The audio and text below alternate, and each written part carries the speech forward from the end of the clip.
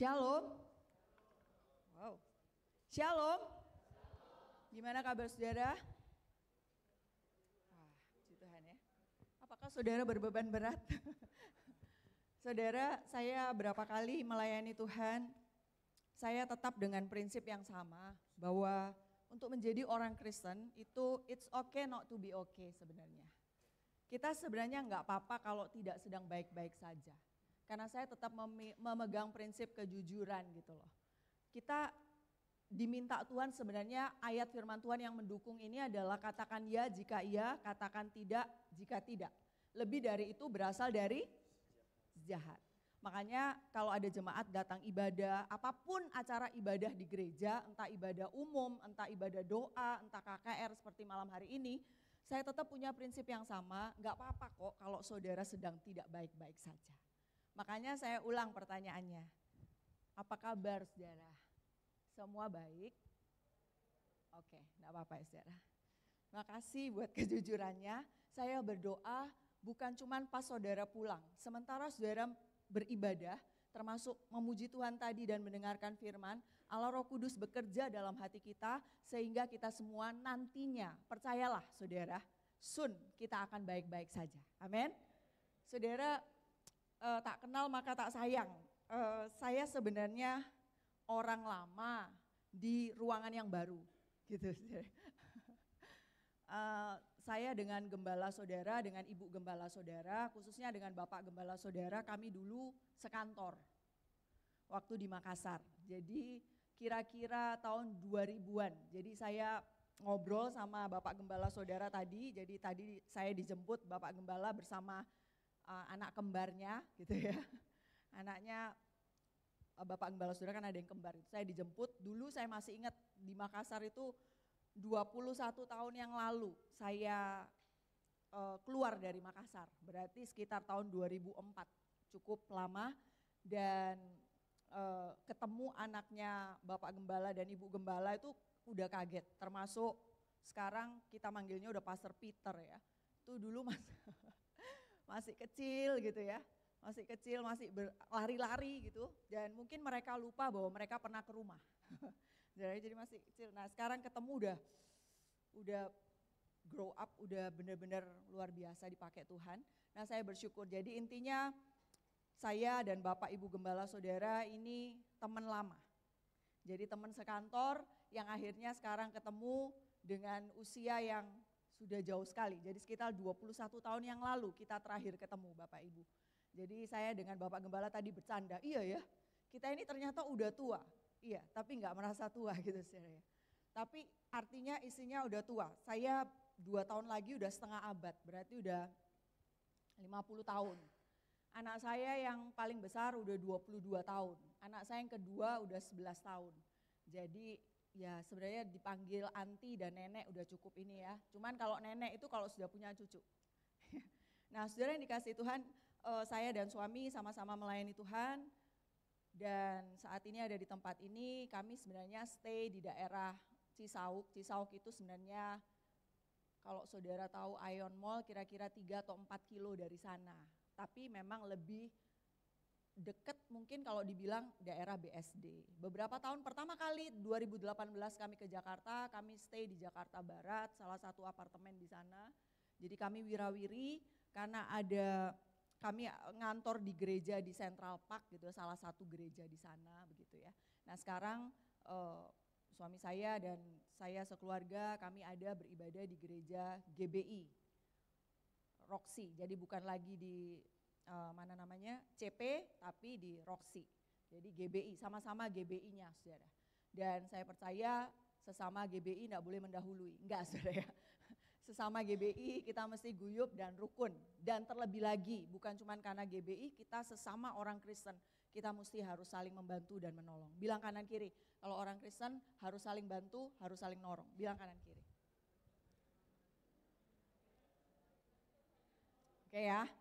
Nah ini tema yang benar-benar, makanya saya bilang pulang dari tempat ini saya berdoa supaya saudara tidak tidak pulang dengan saya bilang dalam hati, Jangan sampai pulang digebukin. Karena ini tema yang benar-benar kalau kita akan belajar firman Tuhan, saudara akan dikulitin habis-habisan. Temanya adalah benar-benar merdeka. Nah, kita akan langsung aja baca ayat firman Tuhan supaya cepat. Yohanes pasal 8 ayat 31 sampai 36. Injil Yohanes pasal 8 ayat 31 sampai 36. Saya rindu membaca bergantian, saya baca ayat yang ke-31, Bapak Ibu, saudara-saudari yang hadir, baca ayat kedua, kita akan baca bergantian sampai habis. Nah, ayat terakhir kita akan baca sama-sama. Saya ulang sekali lagi, Yohanes 8 ayat 31 sampai 36, diberkatilah kita yang membaca, merenungkan dan melakukan firman Tuhan. Maka katanya kepada orang-orang Yahudi yang percaya kepadanya, jikalau kamu tetap dalam firman-Ku, kamu benar-benar adalah muridku. Ayat selanjutnya.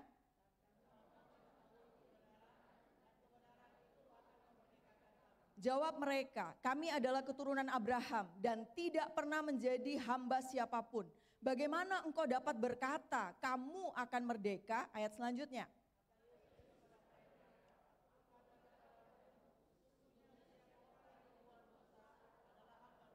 Dan hamba tidak tetap tinggal dalam rumah, tetapi anak tetap tinggal dalam rumah. Sama-sama, 1, 2, 3. Jadi apabila anak itu memerdekakan kamu, kamu pun benar-benar merdeka. Yang percaya saya dan saudara benar-benar merdeka, katakan amin. Oke ya, yakin? Saya ulang. Saudara dan saya yang yakin benar-benar merdeka, katakan amin.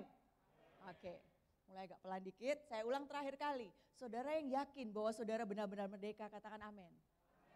Oke ya. Saudara yang dikasihi Tuhan, saya langsung masuk dalam intinya. Saudara, Alkitab itu mengajarkan bahwa ada keterkaitan antara kebenaran dengan kemerdekaan. Saya ulang, ternyata Alkitab, ayat-ayat firman Tuhan ini mengajarkan adanya keterkaitan antara kemerdekaan dengan kebenaran. Jadi kalau saudara menyatakan benar-benar merdeka berarti ada hubungannya dengan kebenaran. Jadi kalau saudara nggak benar, saudara nggak merdeka. Bilang kanan kiri, kamu udah benar belum ya? Tadi katanya tadi kenceng banget, yang yakin benar-benar merdeka, amin. Saya ulang pertanyaan saya. Saudara yang yakin benar-benar merdeka, katakan amin. Nah, oke ya, cuma daerah sini nih yang masih ini ya. Daerah sini udah mulai mikir, udah nggak benar nih saya. Saya ulang, Alkitab itu mengajarkan bahwa ada keterkaitan. Keterkaitan itu hubungan maksudnya lebih enaknya ya. Ada hubungan antara merdeka dengan benar. Itu ada hubungannya gitu. Alkitab tidak mengajarkan bahwa kemerdekaan adalah kebebasan seseorang dalam mengekspresikan keinginannya secara liar dan bisa punya ruang untuk menyalurkan aspirasi sendiri di luar kerangka firman. Ini kita menyebutnya dengan individualisme. Jadi saudara, kemerdekaan itu bukan bebas sebebas-bebasnya sampai liar. Itu malah gak bebas sebenarnya Bapak Ibu. Jadi saya ulang. Jadi kalau saudara bilang, oh yes benar-benar merdeka adalah benar-benar bebas. No, bukan. Karena merdeka itu punya hubungan dengan kebenaran. Kita lihat dengan cepat. Saat kita ingin benar-benar bebas, sebenarnya kita adalah orang yang terpenjara. Bukan orang yang merdeka. Kalau ada di antara saudara yang pengen benar-benar bebas melakukan apa saja yang saudara mau. Saudara bukan orang merdeka sebenarnya. Oke ya, sekarang saudara udah mulai mengerti. Jadi saudara adalah orang yang terpenjara. Orang yang bagi saya kalau saya bilang saudara terkurung, saudara gak ngerti.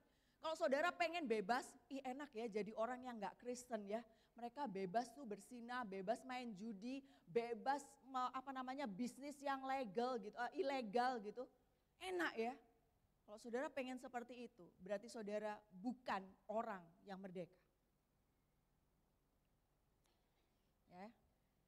Langsung masuk ke poin. Bukti kita benar-benar merdeka. Ini kalau saudara tadi dengan suara kenceng, siapa yang yakin saudara benar-benar merdeka? Amin gitu ya. Ini buktinya kalau saudara, baik Bapak Ibu, anak-anak muda adalah orang yang benar-benar merdeka. Yang pertama, tinggal tetap di dalam firman. Sama-sama katakan, tinggal tetap dalam firman. 1, 2, 3. Ini yang ngomong siapa sih Bu? Tuhan Yesus. Jikalau kamu tetap di dalam firman, maksudnya tetap di dalam Tuhan, tetap melakukan firman, itu baru kita disebut orang yang benar-benar merdeka. Nah saudara, saya kasih contoh di situ anak versus budak. Ini bukan berkelahi, bukan. Ini kayak bagi saya kayak perbandingan gitu loh. Saudara ini mental anak atau mental budak gitu.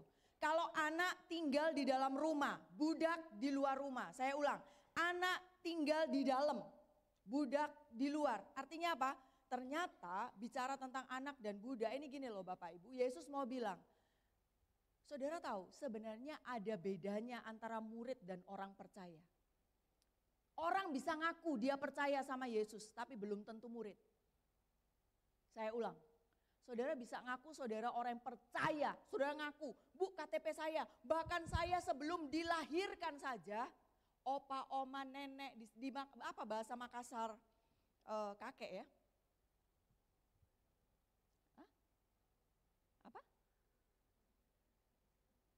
Tahu nggak ada ya, kan ada kalau di luar daerah tuh ada opung ya kan. Kalau di Makassar apa, kakek apa, nenek, opa oma tetap. Oh oke. Nah opa oma saudara, saudara ngaku opa oma saya bahkan neneknya oma opa saya, bukan main. Itu Kristen, jadi saya belum lahir pun saya yakin saya udah Kristen. Saudara, Alkitab, kalau Alkitab ngajarin nggak peduli itu saudara. Mau eyang saudara, opa oma saudara, nenek moyang saya, bukan orang pelaut ya, nenek moyang saya Kristen, gak peduli dengan itu. Saudara menyebut diri orang percaya, tapi selama saudara tidak hidup di dalam firman, saudara cuma stay ngaku orang percaya, tapi bukan murid. Bu kok bisa? Saudara nanti baca ya, Bapak Ibu baca yang Yohanes pasal 8 ini, baca seterusnya kisah-kisah itu. Saudara tahu? Akhirnya Yesus itu mau dilemparin batu dan Yesus pergi meninggalkan mereka. Sudah tahu? Tadi ayat pertama yang kita baca, itu orang yang ngaku percaya sama Yesus. Jadi kalau saudara percaya, belum tentu saudara murid Yesus. Sekarang tanya kanan kiri, kamu orang percaya, cuman orang percaya atau murid? Bilang kanan kiri, kamu orang percaya atau murid? Bilang. Ngeri ya. Jadi saudara ini orang Kristen, tapi statusnya ternyata saudara nggak sadar. Saudara bukan murid, cuman orang percaya, ngaku pula. Saudara, KTP Kristen saudara tidak menjamin saudara masuk surga.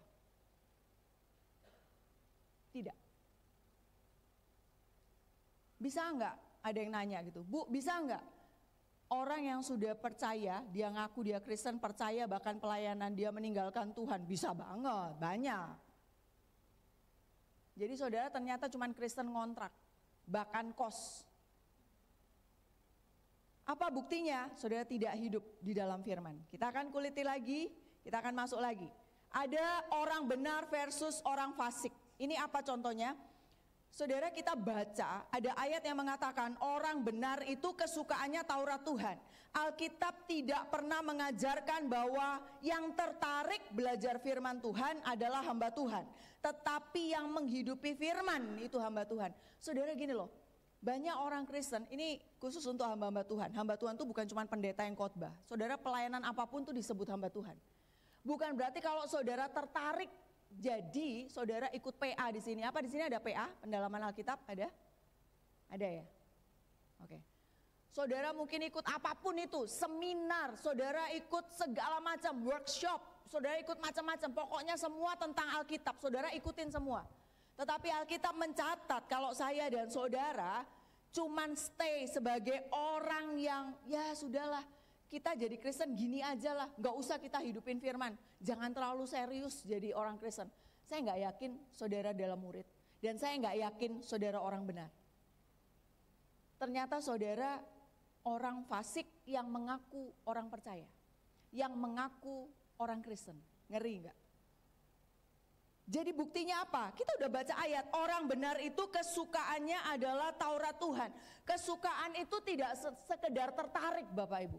Tidak sekedar tertarik, tapi dia nyemplung di dalamnya. Saudara berapa banyak, ngomong tertarik tuh gampangnya gini loh. Saudara dan saya punya ketertarikan terhadap sesuatu, terhadap hobi, terhadap apapun. Tapi apakah saudara nyemplung gitu loh? Enggak kan gitu. Nah Tuhan mau kita bukan cuma tertarik, kita kesukaan tuh dalam arti kita benar-benar nyemplung, kita benar-benar menghidupi firman. Dan itu enggak gampang, kita akan mulai masuk lagi saudara. Nah kata tetap, saudara di situ yang tadi kita baca, tetap di dalam firman, itu ternyata kata tetap dalam bahasa aslinya Yunani menggunakan kata meno. Sama-sama katakan meno. Pulang dari tempat ini jangan lupa ya, kata tetap itu dalam bahasa Yunani meno. Meno ini istilahnya sama yang dipakai dalam kata inkarnasi, yang artinya diam, tinggal atau tetap, ada terus menerus. Ternyata saudara, ayat ini berkata, jikalau kamu tetap di dalam firmanku, itu artinya jikalau kamu terus menerus di dalam firmanku. Sama-sama katakan terus menerus. Saudara, itu membutuhkan air mata dan itu capek. Jujur capek. Seberapa banyak saudara bilang, gampang kok Bu? Enggak saudara. Saya kasih contoh di sini adalah menjadi murid. Sebelum kita masuk beberapa hal ini ya. Menjadi murid itu sifatnya adalah progresif. Sesuatu yang terus menerus, bukan belajar sekali langsung selesai. Saudara, saya dulu kuliah, saya dulu sekolah dari TK, SD, SMP, SMA, S1, S2, itu enggak pernah. Saya belajar masuk sekali di TK, lulus, enggak. Saya masuk sekali di SD, langsung saya udah kelas 6 lulus, enggak mungkin. Tapi itu terus menerus, itu yang Tuhan maksudkan. Kalau saudara menyukai firman, itu terus menerus. Yes, jatuh bangun, pasti jatuh bangun. Gak ada saudara yang kayak mulus aja jalannya, gak ada. Termasuk kami hamba Tuhan, kita jatuh bangun. Tetapi make sure, kita mesti bangun saudara, jangan jatuh terus. Nah kita akan lihat saudara, jadi ayat jikalau kamu tetap dalam firmanku itu artinya ada ketekunan, ada konsistensi, ada komitmen untuk terus menerus tinggal di dalam firman. Jadi kita ini mengetahui kalau kita ini hidup dalam kebenaran, kalau kita sudah dimuridkan. Bu, dimuridkan itu apa ya? Di gereja ada namanya pemuritan. Kalau nggak salah di sini pasti ada pemuritan ya, ada konsep pemuritan. Pemuritan itu kita diajar terus menerus untuk hidup dalam firman saudara. Kalau di luar negeri, waktu itu saya kuliah, kami punya kelompok, kalau bahasa Indonesianya kelompok tumbuh bersama. Kita ditanyain di sel group itu waktu kita kuliah gitu. Ditanya, pembimbingnya adalah dosen kami, jadi ada berapa grup, berapa dosen gitu. Itu ditanya, hari ini siapa di antara kalian yang ada masalah? Siapa di antara kalian yang sudah minggu lalu ada masalah dan sekarang ini masalahnya sudah selesai? Itu ditanya. Saya nggak tahu di tempat ini seperti itu enggak. Tapi ada yang ngaku, saya minggu lalu masih marah. Tapi hari ini saya lebih emosi lagi. Saya pikir kesaksiannya bagus, kesaksian teman saya tuh. Saya ketawain, ternyata saya bilang, saya ngetawain saya ketularan loh. Ketularan apa? Ya kadang kita emosi. Emosinya bukan turun tambah naik gitu loh. Tapi kita punya satu komitmen, gak boleh emosi, kita mesti turunin. Artinya gini loh Bapak Ibu, saya dan saudara diminta Tuhan, orang yang mengaku dirinya murid harus tetap tinggal di dalam firman. Itu harus Bapak Ibu. Contoh yang paling gampang. Siapa di antara saudara yang sampai hari ini, saudara gak usah sampai hari ini lah, seminggu ini, dari hari Minggu kemarin sampai hari Jumat ini, hampir seminggu, saudara gak pernah marah sama sekali? Angkat tangan. Bilang kanan kiri, kamu dan saya sama ya, kita pemarah. Bilang. Ya. Pertanyaan kedua dengan cepat, supaya cepat saudara ya. Siapa di antara saudara yang dari Minggu kemarin sampai Jumat ini, saudara tidak dendam? Angkat tangan. Lah kok dendam semua ya? Oke. Pertanyaan terakhir. Dari hari Minggu sampai hari Jumat ini, siapa di antara saudara yang gak berbohong? Angkat tangan.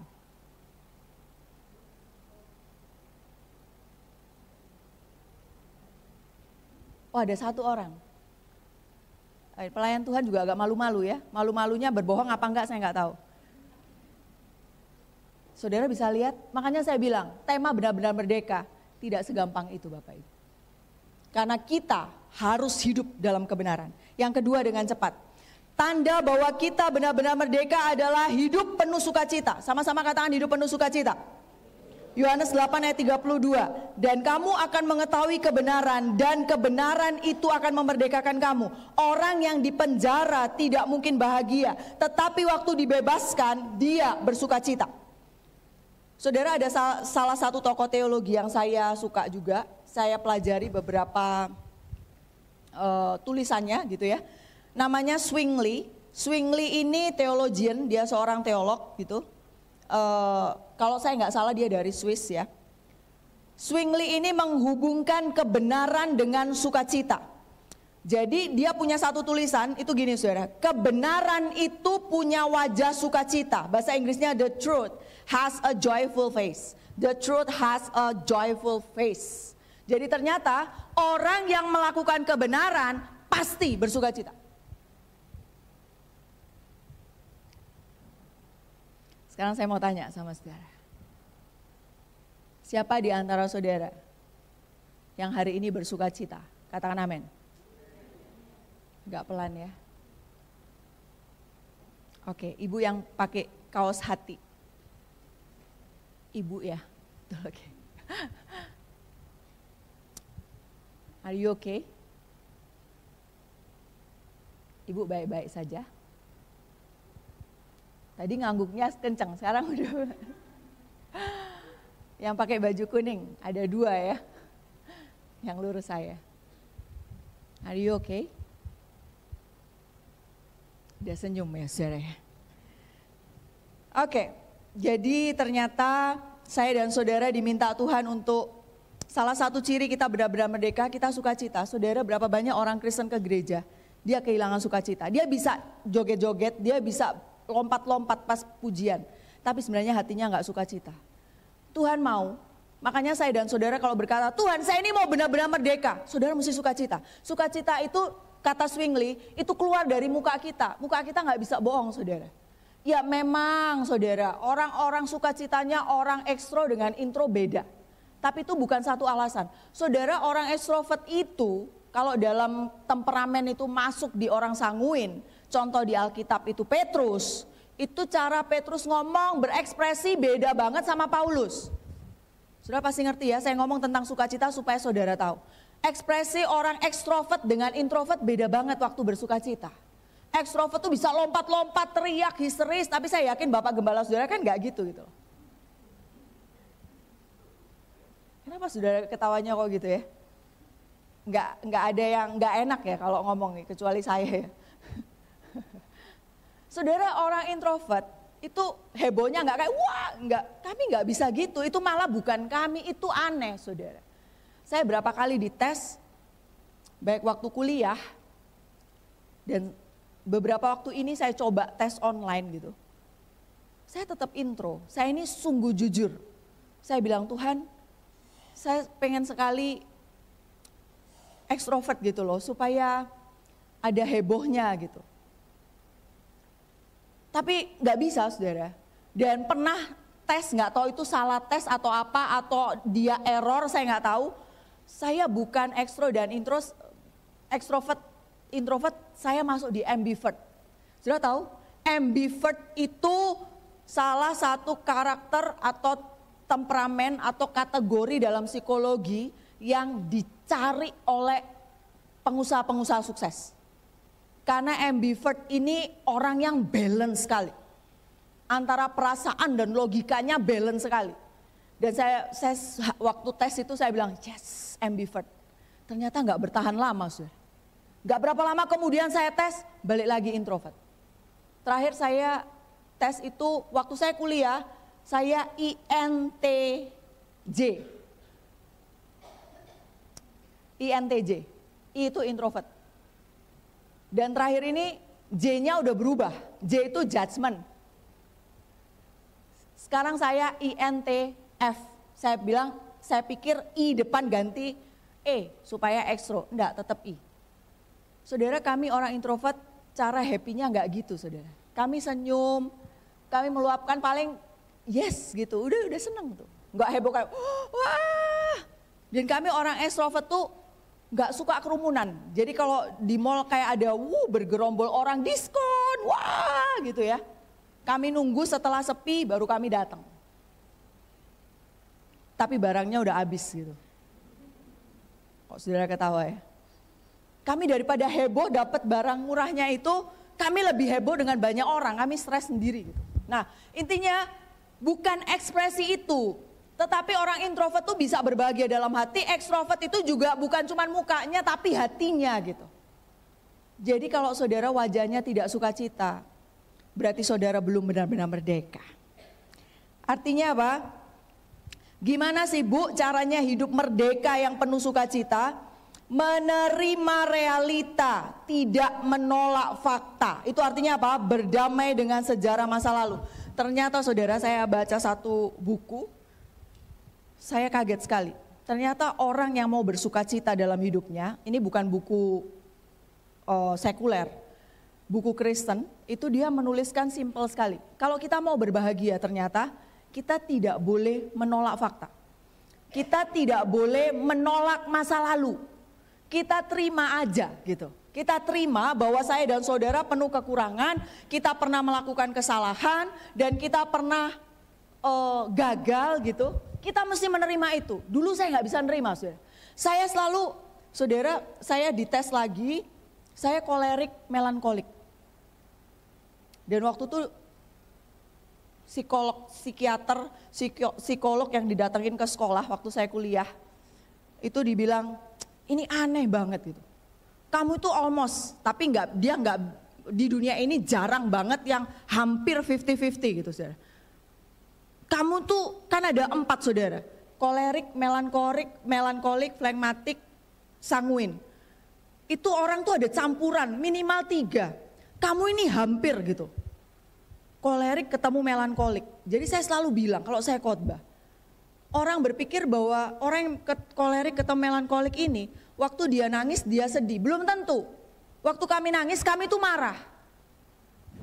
Jadi kalian ya ibu-ibu ya mungkin nggak tahu, boleh tes Bu gitu di psikologi, nggak apa-apa dalam dunia psikologi supaya suami-suami tahu. Kalau istri lagi nangis itu dia bukan sedih, dia marah. Jadi bapak-bapak bilang sudah nggak apa-apa. Malah kita tambah marah. Kenapa? Kita lagi marah, jangan disuruh diam. Orang lagi marah kita tahan-tahan, kita nangis kok malah udah diam kita marah gitu ya. Waktu suami saya dulu awal-awal menikah gitu, sayanya bilang kok ini marah. Hah, kok pikir kamu sedih? Marah. Itu 2-3 tahun pertama pernikahan. Setelah itu dia udah tahu. Saya nangis bukan dibiarin.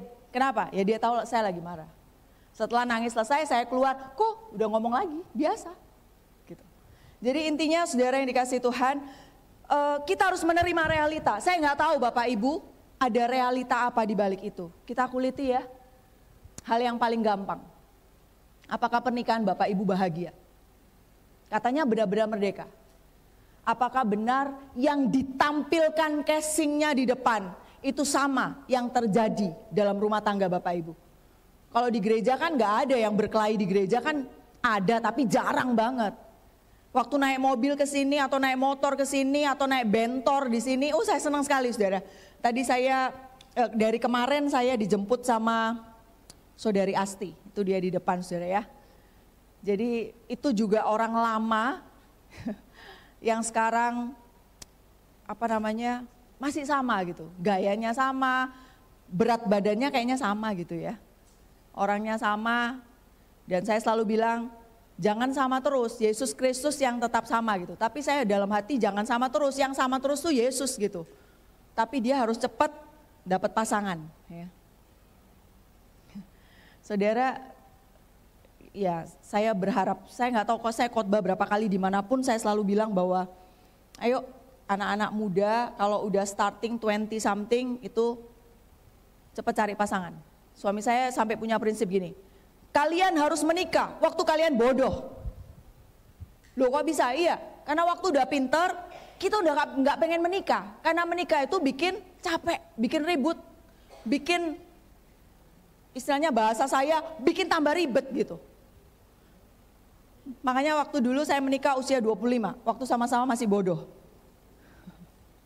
Jadi kalau saudara udah 25 harusnya nikah, ya kan? Karena kalau saudara pinter sudah males nikah. Ya bercanda, itu intermezzo. Tapi intinya gini Bapak Ibu, saya dan saudara harus menerima realita. Contoh, saudara adalah anak pungut, terima aja realita itu. Saudara akan bahagia.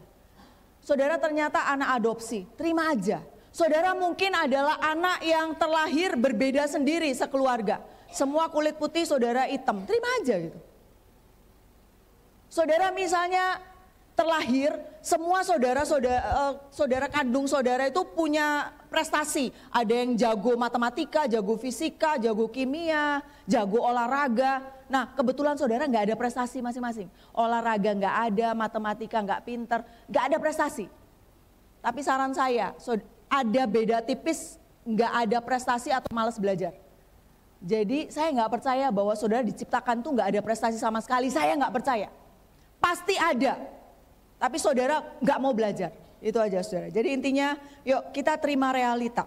Dan dalam ayat 33 Bapak Ibu, orang Yahudi ini menolak fakta sejarah bahwa mereka dulu adalah budak. Dan mereka merasa sudah merdeka. Jadi gini, sebenarnya bukan kemerdekaan yang mereka tolak, tetapi kebenaran. Intinya gini Bapak Ibu, dalam ayat 33 ini kan Yesus lagi ngomong nih sama orang-orang yang mengaku dirinya percaya. Dan ada beberapa orang Yahudi, Yesus bilang, kalau kamu di dalamku, kamu ada dalam firmanku, kamu akan jadi orang merdeka. Sudah tahu orang Yahudi nyeletuk apa? Kami gak perlu bahasa saya gak perlu kemerdekaan itu. Kami tidak diperbudak siapapun. Kami ini orang-orang merdeka. Kenapa kamu tawarin saya merdeka? Kalau saudara teliti, mereka lupakah tentang orang Israel yang di Mesir? Diperbudak ratusan tahun, mereka lupa. Mereka lupakah bait Allah itu pernah dihabisin? Maksudnya bait Allah dihancurkan dan orang-orang Israel jadi tawanan. Itu kan budak. Intinya sebenarnya mereka tahu sejarah itu, tapi mereka menolak fakta. Supaya apa? Supaya mereka tidak disuruh hidup dalam firman. Mereka menolak kebenaran. Jadi yang mereka tolak ini sebenarnya bukan kemerdekaannya. Mereka tahu bahwa mereka itu sebenarnya belum merdeka gitu loh. Tapi yang mereka tolak apa? Hidup dalam kebenaran. Berapa banyak di antara saudara?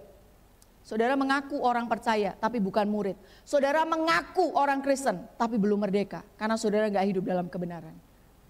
Ini bagian terakhir yang saya bilang kita akan dikuliti. Yang ketiga, ciri bahwa kita benar-benar merdeka. Hidup dalam kekudusan. Sama-sama katakan hidup dalam kekudusan. Secara status Bapak Ibu, kita ini bukan hamba dosa. Tetapi secara kondisi kita harus terus menerima untuk dikuduskan. Jadi gimana caranya? Tetap tinggal di dalam firman Kristus. Intinya gitu Bapak Ibu. Secara status saya dan Bapak Ibu ini bukan lagi hamba dosa. Karena Yesus sudah mati buat saya dan Bapak Ibu. Kita bukan lagi hamba. Tetapi secara kondisi kita jatuh bangun dalam dosa. Kita ngomong kekudusan sebentar ya Bapak Ibu. Orang yang hidupnya paling berantakan adalah orang yang tidak sadar hidupnya berantakan. Ini kesimpulan yang saya ambil. Ternyata orang yang paling mengerikan, orang yang paling berantakan itu adalah orang yang hidupnya paling berantakan tapi gak sadar dia berantakan. Sudah banyak kita kayak gitu Bapak Ibu.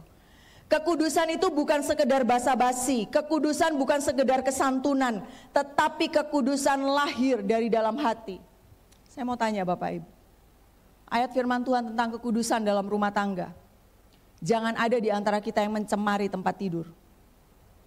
Saya tidak sedang menghakimi saudara, tapi firman buat siapapun termasuk saya.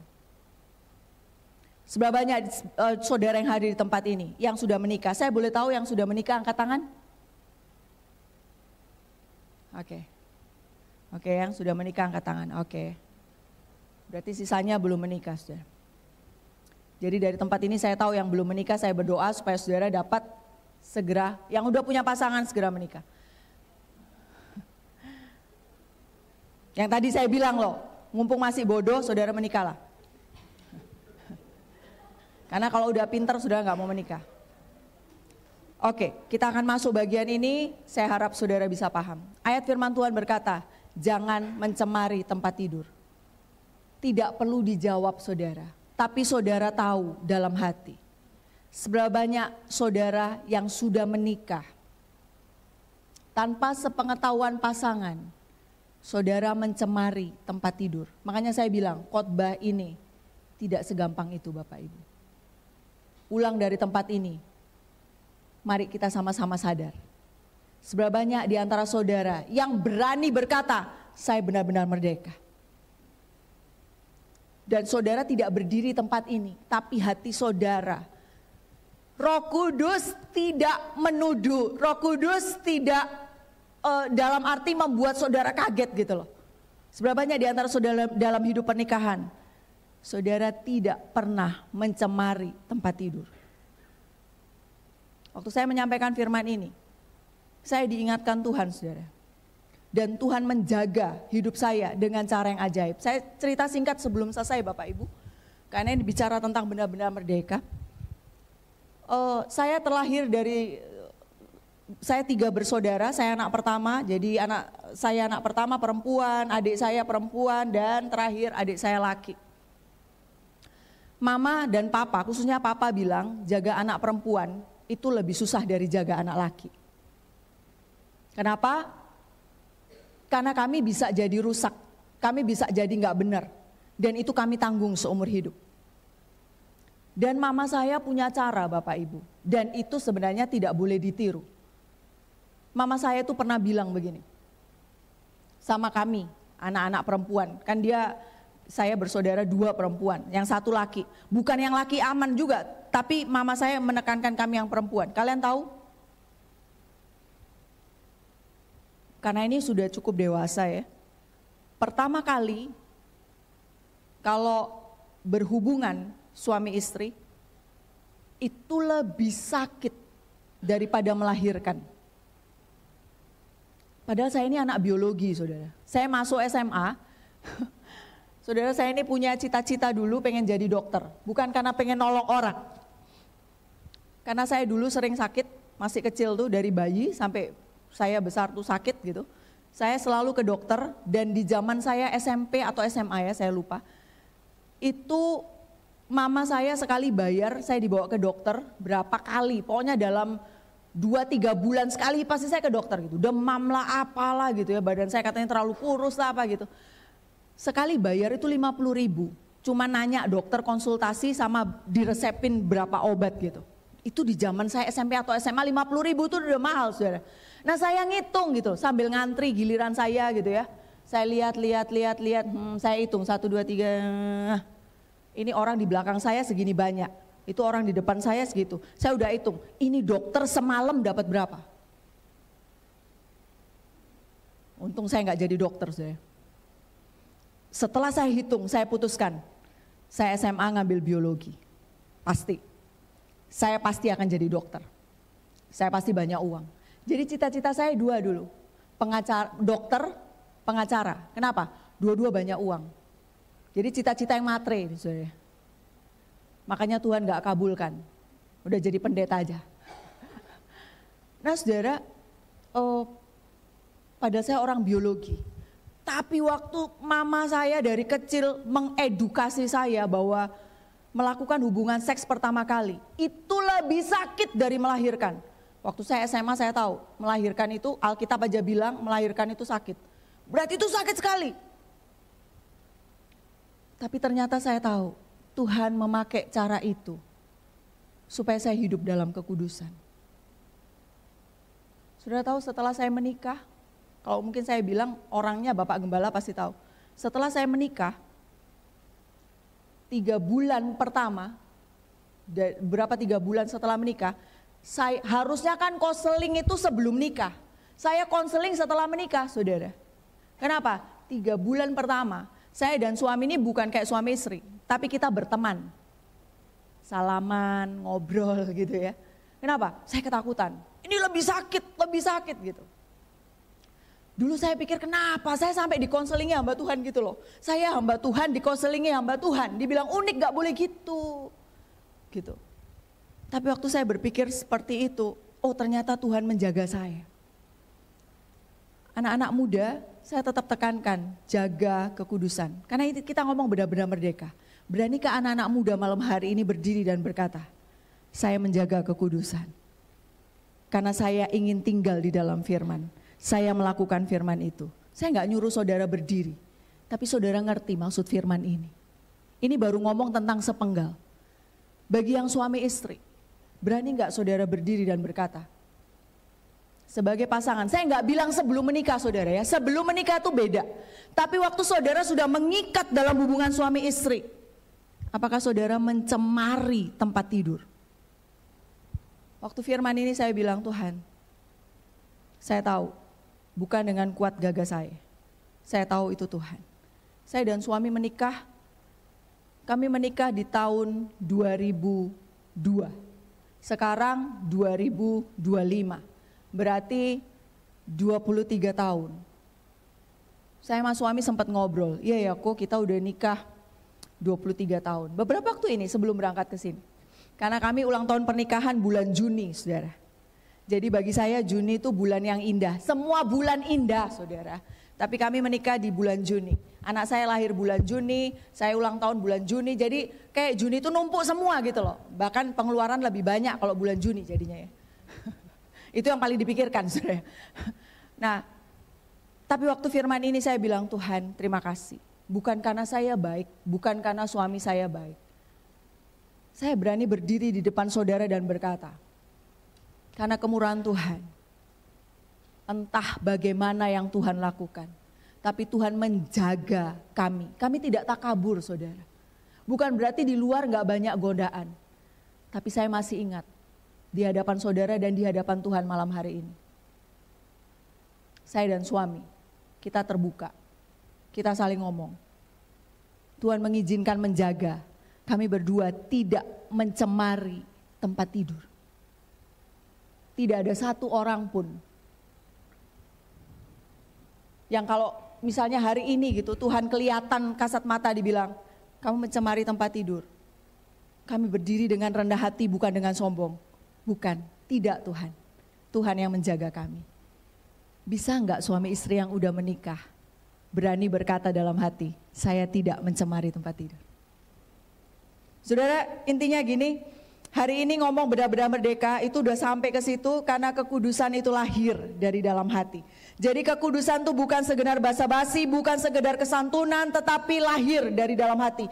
Benar-benar merdeka itu artinya mereka yang tetap tinggal dalam Kristus, yang bisa menikmati kemerdekaan untuk tidak berbuat dosa, yang bisa terus-menerus menikmati arti sukacita hidup dalam mengasihi Tuhan dan sesama, dan tidak lagi diperbudak oleh dosa. Sama-sama katakan, saya tidak diperbudak oleh dosa. 1, 2, 3. Saudara, firman ini sebenarnya kalau dibilang firman ini pedang bermata dua buat saya dan buat saudara. Intinya gini, malam hari ini apapun dosa yang saudara lakukan kemarin tutup sampai di situ. Malam hari ini saudara berjanji sama Tuhan, saya benar-benar merdeka. Saudara nggak perlu klarifikasi apapun saudara. Saya agak sedih sih kalau ada acara nggak tahu camp, nggak tahu seminar apa, pulang dari camp itu suami istri berkelahi. Oh saya nggak setuju bagian itu Bapak Ibu. Tetapi intinya saya dan Bapak Ibu di hadapan Tuhan berani berkata, Tuhan, Engkau yang menjagai kami. Kami nggak bisa jaga diri kami, tapi Tuhan menjagai kami. Makanya saya bilang saudara, ini bukan dengan sombong. Saya cuma bilang, Tuhan ini berat banget. Tapi saya harus melakukan itu. Makanya saya bilang, Tuhan punya tujuan. Saya ada di tempat ini saudara. Kalau ada di antara saudara pernikahan saudara sementara goyang, bapak-bapak, jangan cemari tempat tidur. Ibu-ibu, jangan cemari tempat tidur. Saya tahu itu jatuh bangun, dalam arti yang lalu biar berlalu. Tapi mulai hari ini, jangan lagi.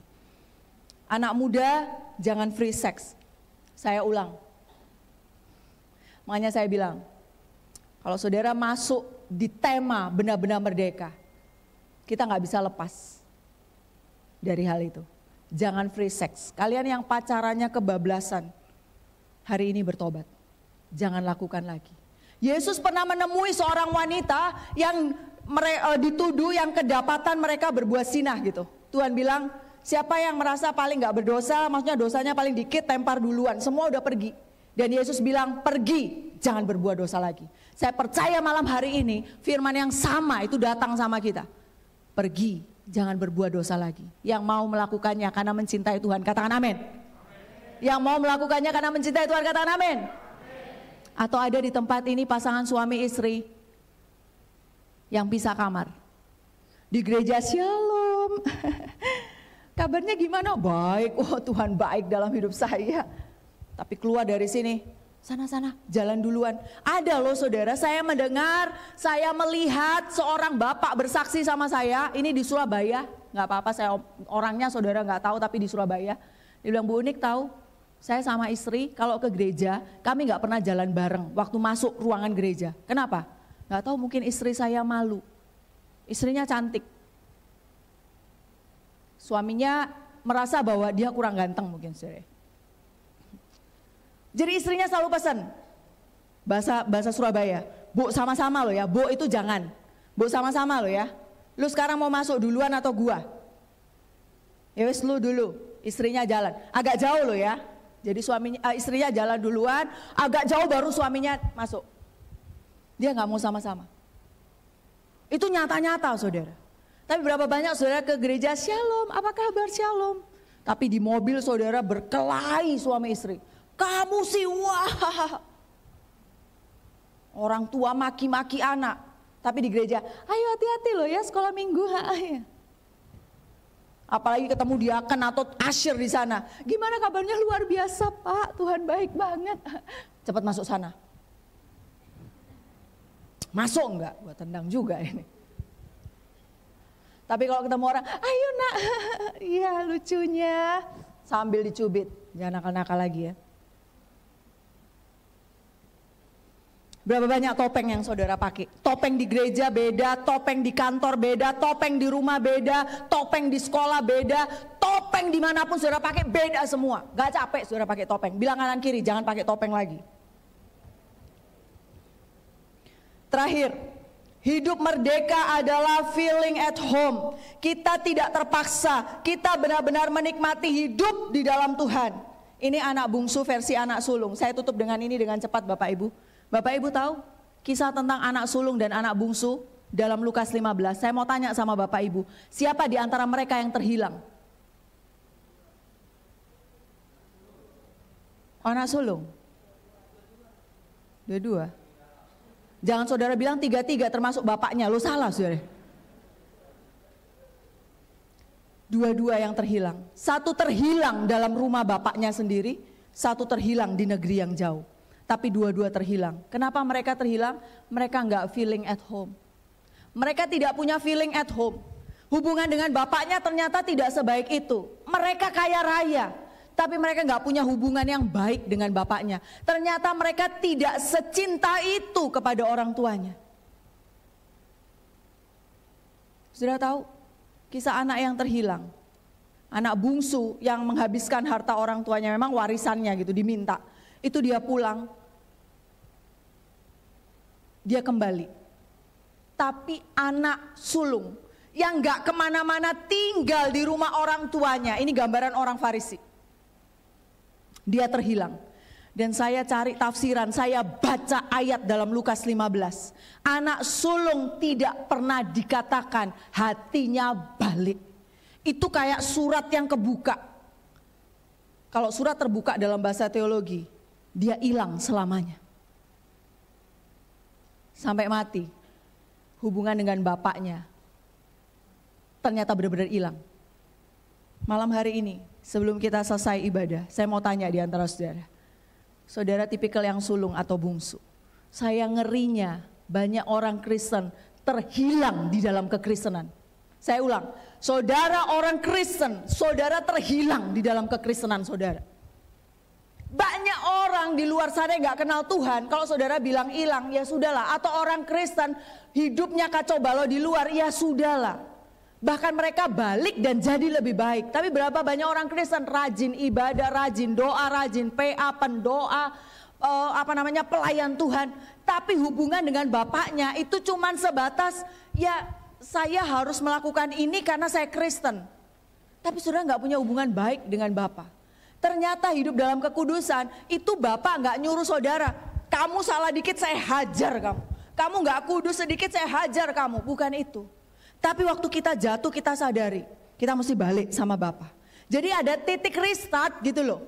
Saudara kalau komputer, HP saudara ngehang, itu di restart Bapak Ibu. Hubungannya balik, malam hari ini Tuhan mau benar-benar merdeka, itu berarti saudara benar-benar mau di restart sama Tuhan. Yang mau katakan amin?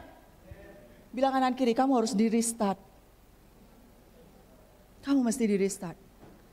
Dan terakhir yang paling ngeri, orang yang benar-benar buat saya itu tanda tanya besar dan menakutkan. Dia merasa rohani padahal hidupnya berantakan. Padahal dia terhilang tapi dia merasa rohani. Ini ngomong tentang kekudusan. Kekudusan buat saya adalah feeling at home. Saya ada di rumah Bapa, saya pernah salah, saya pernah gagal, dan saya balik sama Bapa. Dan hubungan kita jadi baik lagi. Tapi kalau sulung, enggak. Kayak orang Farisi. Buat apa kamu nawarin kemerdekaan? Saya bukan budak siapapun. Itu hampir sama kayak orang sulung. Enggak, saya enggak terhilang. Saya enggak, saudara tahu? Ternyata kata anak sulung yang bilang, lihat itu anak Bapak.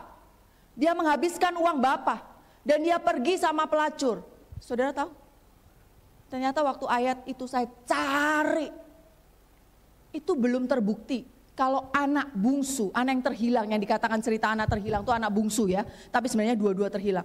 Itu tidak terbukti pergi ke pelacuran sebenarnya saudara. Itu tuduhan dari anak sulung. Anak sulung ini gak punya hati, orang tua yang ngampuni anak, dia tidak bisa menempatkan dirinya kalau saya nanti punya anak, saya akan ngampuni anak saya. Dia juga gak punya hati sebagai seorang kakak. Dia iri sama adiknya sendiri gitu. Ini adik kandung loh, cerita perumpamaan anak yang terhilang. Saudara, perumpamaan anak yang terhilang ini bukan perumpamaan baru. Ini kisah tradisi. Kalau zaman sekarang ini cerita tentang, saya nggak samakan ya. Kalau di Indonesia itu cerita tentang bawang putih, bawang merah. Kalau di luar negeri itu putri salju. Nah, waktu Yesus ada di muka bumi, kisah anak yang terhilang itu kisah, bukan kisah dongeng ya. Kisah yang jadi kisah cerita tradisi. Salah satunya anak yang terhilang. Nah Yesus angkat itu saudara. Jadi itu kisah atau cerita atau bagi saya kisah yang menurut mereka udah kayak nyata gitu. Dan hari ini sebelum saya akhiri, berapa banyak di antara saudara terhilang di rumah Bapak sendiri. Ngomong tentang kekudusan. Jadi mulai hari ini kekudusan itu jangan basa-basi lagi. Jangan cuma karena sopan santun supaya terlihat santun. Tapi itu lahir dalam hati.